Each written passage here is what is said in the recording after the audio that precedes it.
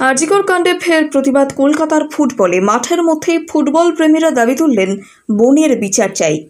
ম্যাচের আগের দিন পুলিশের কড়া নিষেধাজ্ঞা ছিল, মোহনবাগান ম্যাচের গ্যালারিতে টিফো আনা যাবে না। একেবারে শেষ মুহূর্তে টিফো নিয়ে যেতে সমর্থকদের অনুমতি দেয় কলকাতা হাইকোর্ট। তারপরই ডুরান্ড কাপের ম্যাচে মোহনবাগান গ্যালারিতে দেখা যায় টিফো। ডুরান্ডের দ্বিতীয় সেমিফাইনালে মুখোমুখি হয় মোহনবাগান এবং বেঙ্গালুরু এফসি। যুবভারতী স্টেডিয়ামে টানটান উত্তেজনার সেই ম্যাচে দুরন্ত কামব্যাক করে মোহনবাগান।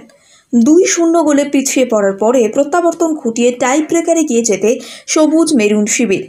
তবে ম্যাচের হাড্ডাহাড্ডি লড়াইয়ের মাঝে গ্যালারিতে ছিল অন্য এক লড়াইয়ের বার্তা। গ্যালারি থেকে বিশাল টিফো ধরে তখন ফুটবল প্রেমীদের দাবি, হাতে হাত রেখে লড়াই, আমাদের বোনের বিচার চাই। উল্লেখ্য, ডুরান্ডের সেমিফাইনাল নিয়ে সবুজ মেরুন সমর্থকদের মধ্যে উন্মাদনা ছিল তুঙ্গে। কিন্তু ম্যাচের আগের দিনই আচমকাই বিধাননগর পুলিশের তরফে জানিয়ে দেওয়া হয়, মঙ্গলবারের ম্যাচে দর্শকরা ব্যানার বা টিফো নিয়ে স্টেডিয়ামে ঢুকতে পারবেন না। স্মোক ক্যান্ডেলস কিংবা অন্যান্য দাহ্য পদার্থ নিয়েও ঢোকা যাবে না। মোহনবাগান এবং বেঙ্গালুরু কর্তৃপক্ষ এবং ডুরান্ড কমিটিকে পুলিশের তরফে এই নির্দেশিকা জানিয়ে দেওয়া হয়। এই সিদ্ধান্তের বিরোধিতা করে কলকাতা হাইকোর্টের দ্বারস্থ হন মোহনবাগান সদস্য ময়ূখ বিশ্বাস। তিনি এসএফআই-এরও সর্বভারতীয় সভাপতি।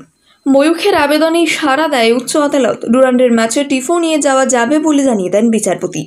আদালতের এই নির্দেশের পরে পাল্টা আবেদন জানানো হয় রাজ্যের তরফে। টিফোয় লিখিত বিষয়বস্তু যেন ফুটবলের মধ্যেই সীমাবদ্ধ থাকে, আদালতের কাছে এই মর্মে নির্দেশিকা চান রাজ্যের আইনজীবী। তবে এই বিষয়ে কোনো মন্তব্য করেননি বিচারপতি। তিনি সাফ জানিয়ে দেন, আদালত এই মুহূর্তে এই বিষয়ের মধ্যে ঢুকতে চায় না। শেষ পর্যন্ত আরজিকরের প্রতিবাদ বার্তা দেখা গেল যুবভারতী স্টেডিয়ামে। বিশাল টিফোর ছবি নিজের সোশ্যাল মিডিয়ায় শেয়ার করেছেন পরিচালক সৃজিত মুখোপাধ্যায়। আরজিকর কাণ্ডে ফের প্রতিবাদ। কলকাতার ফুটবলে মাঠের মধ্যেই ফুটবল প্রেমীরা দাবি তুললেন, বোনের বিচার চাই। ম্যাচের আগের দিন পুলিশের কড়া নিষেধাজ্ঞা ছিল, মোহনবাগান ম্যাচের গ্যালারিতে টিফো আনা যাবে না। একেবারে শেষ মুহূর্তে টিফো নিয়ে যেতে সমর্থকদের অনুমতি দেয় কলকাতা হাইকোর্ট। তারপরই ডুরান্ড কাপের ম্যাচে মোহনবাগান গ্যালারিতে দেখা যায় টিফো। ডুরান্ডের দ্বিতীয় সেমিফাইনালে মুখোমুখি হয় মোহনবাগান এবং বেঙ্গালুরু এফসি। যুবভারতী স্টেডিয়ামে টানটান উত্তেজনার সেই ম্যাচে দুরন্ত কামব্যাক করে মোহনবাগান।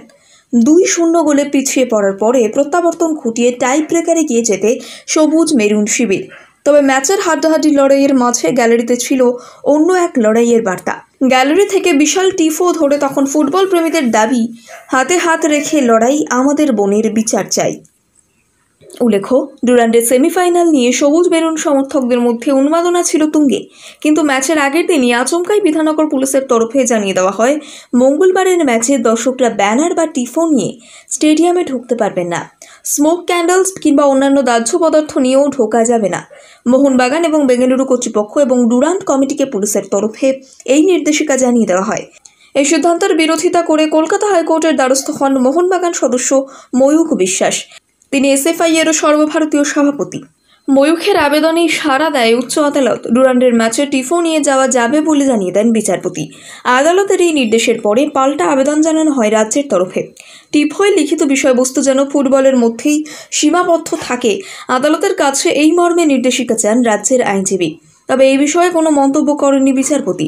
তিনি সাফ জানিয়ে দেন, আদালত এই মুহূর্তে এই বিষয়ের মধ্যে ঢুকতে চায় না। শেষ পর্যন্ত আরজিকরের প্রতিবাদ বার্তা দেখা গেল যুবভারতী স্টেডিয়ামে। বিশাল টিফোর ছবি নিজের সোশ্যাল মিডিয়ায় শেয়ার করেছেন পরিচালক সৃজিত মুখোপাধ্যায়।